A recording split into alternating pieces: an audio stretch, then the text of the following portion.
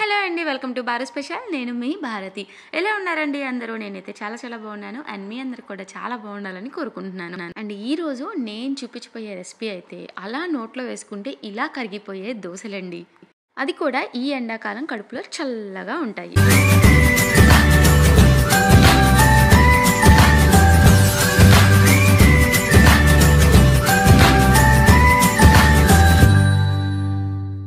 ఈ cool recipe చూసే ముందు మన ఛానల్ కనుక ఎవరైనా ఫస్ట్ టైం చూస్తున్నారంటే ప్లీజ్ సబ్స్క్రైబ్ చేయండి. అలానే పక్కనున్న బెల్ ఐకాన్ని కూడా హిట్ చేయండి. ఫస్ట్ అయితే నేను ఇక్కడ ఒక బౌల్ తీసుకొని అందులోకి ఒక కప్పు బియ్యాన్ని యాడ్ చేసుకుంటున్నాను. నేనైతే ఇక్కడ వైట్ రైస్ తీసుకున్నాను అండి. మీరు వైట్ రైస్ కాకుండా మీరు డైలీ ఏ రైస్ అయితే తీసుకుంటారో ఆ రైస్ కూడా యాడ్ చేసుకోవచ్చు. అంటే బ్రౌన్ రైస్ని కూడా యాడ్ చేసుకోవచ్చు అనమాట. సో ఇలాగా చక్కగా వాటర్ యాడ్ చేసుకొని చక్కగా వాటిని క్లీన్ చేసుకున్న తర్వాత ఇప్పుడు ఇందులోకి ఏ కప్తో అయితే రైస్ని యాడ్ చేశారో మీరు అదే కప్పుతో ఒక 1.5 కప్పు పెరుగుని యాడ్ చేస్తున్నా అండి. అది కూడా మనం ఇంట్లో తోడు పెట్టుకున్న పెరుగుని, గట్టి పెరుగునే యాడ్ చేసేసుకున్నానండి. ఇలా యాడ్ చేసుకున్న తర్వాత అదే కప్పుతో ఒక 1/2 కప్పు వాటర్ని కూడా యాడ్ చేసేసుకుంటున్నాను అండి. ఇలా యాడ్ చేసుకున్న తర్వాత ఒకసారి మొత్తాన్ని కూడా బాగా మిక్స్ చేసేసుకొని పెట్టుకోండి. అండ్ ఇప్పుడు ఇలా మిక్స్ చేసుకొని పెట్టుకున్న తర్వాత ఇప్పుడు ఇందులోకి కొంచెం మెంతుల్ని కూడా యాడ్ చేస్తున్నానండి నేను.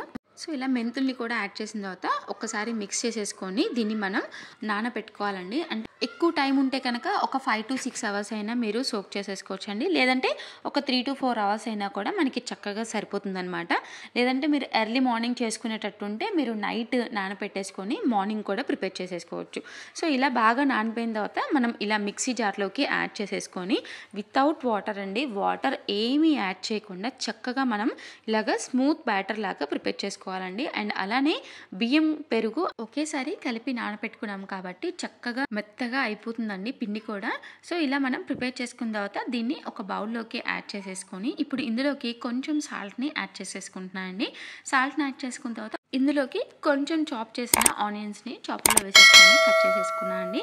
సో ఇలాగా సన్నగా చాప్ చేయడానికి టైం ఎక్కువ పడుతుంది కాబట్టి చక్కగా ఉల్లిపాయలని అలానే మిర్చీలని చాపర్లో వేసేసుకొని చాప్ చేసేసుకొని ఇందులోకి యాడ్ చేసేసుకుంటున్నాను అండి. ఇప్పుడు ఈ పిండిని అంతా కూడా ఒకసారి కంబైన్ చేసేసుకొని పెట్టుకుంటున్నాను అండి. అండ్ ఇప్పుడు దీనిలోకి నేను ఇంకా మిగతా వెజ్జెస్ ఏమీ యాడ్ చేయకుండా జస్ట్ ఒక క్యారెట్ అండ్ అలానే బీట్రూట్ని ఇలా గ్రేట్ చేసేసుకొని పక్కన పెట్టేసేసుకున్నానండి. సో ఎందుకంటే అన్ని వెజిటేబుల్స్ కనుక యాడ్ చేస్తే అది కుక్ అవ్వడానికి కొంచెం ఎక్కువ టైం పడుతుంది కాబట్టి నేను ఓన్లీ దానిలోకి ఆనియన్స్ అండ్ మిర్చిని యాడ్ చేసేసుకున్నాను అండి. ఇప్పుడు స్టవ్ మీద ప్యాన్ పెట్టేసేసుకొని అది హీట్ అయిన తర్వాత ఇలా మనం బ్యాటర్ని స్ప్రెడ్ చేసేసుకొని లైట్గా ఇప్పుడు దీని మీద కొంచెం ఆయిల్ అప్లై చేసుకోవాలండి. అండ్ ఇలా ఆయిల్ అప్లై చేసుకున్న తర్వాత ఈ కర్డ్ దోశని మాత్రం మనం లో టు మీడియం ఫ్లేమ్లో మాత్రమే కుక్ చేసుకోవాలండి. లేదంటే దోశలు తునిగిపోతూ ఉంటాయన్నమాట.